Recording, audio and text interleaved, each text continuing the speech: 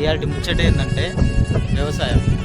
ఒక రైతు మాత్రం తన కొడుకుని ఎప్పటికీ రైతు చేయాలనుకోవట్లేదు. ఎందుకంటే దాన్ని ఎవరు వృత్తిలాగా చూడట్లేదు. భవిష్యత్తులో వ్యవసాయం అనేది ఒక ప్రొఫెషన్ లాగా తీసుకోవచ్చు. అండ్ మోరోవర్ అది అందరూ చేయాలి తప్పకుండా. ఇప్పుడు కొన్ని ఏళ్ళ తర్వాత, అంటే 10-15 ఏళ్ళ తర్వాత వ్యవసాయం అంటే అసలు వ్యవసాయం అంటే ఏంది అని మర్చిపోయే స్టేజ్కి ఇప్పుడున్న జనరేషన్ వస్తుంది. ఈ సమాజంలో ఎట్లా తయారైందంటే మంచి చదువుకున్నోడికి, మంచి జాబ్ చేసేవాడికి వాడికే వాల్యూ ఇస్తారు. అంటే జాబ్ చేసి నెలకి 30-40 వేలు, 1 లక్ష సంపాదించడానికి విలువ ఇవ్వడం కాదు, వాడితో పాటు వ్యవసాయం చేసేవాడికి కూడా విలువ ఇవ్వండి. సమాజంలో కొంచెం రెస్పెక్ట్ ఇవ్వండి.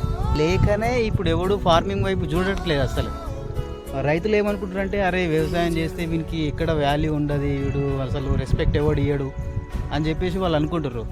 కానీ సమాజంలో రైతుకు కూడా ఎప్పుడైతే విలువ, రెస్పెక్ట్, వాడు పండించే పంటకి లాభం ఎప్పుడైతే వస్తుందో అప్పుడే ఎవడైనా కానీ ఫార్మింగ్కి ఒక ప్రొఫెషన్గా తీసుకునే స్టేజ్ వస్తుంది.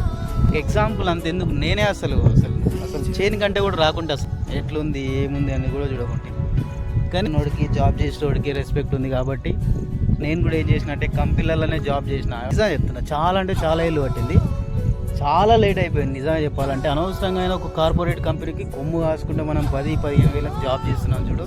2-3 మంత్స్ నుంచి నేను కూడా తెలుసుకొని వ్యవసాయంలోకి దిన్నా. మీకున్న దాంట్లో మీకు ఎంతైతే భూమి ఉందో అందులో మీరు వ్యవసాయం చేయడానికి ప్రయత్నించండి. వ్యవసాయాన్ని కూడా ఒక ప్రొఫెషన్గా తీసుకునే ఛాన్సెస్ చాలా ఎక్కువ ఉంటాయి. జై జవాన్, జై కిసాన్.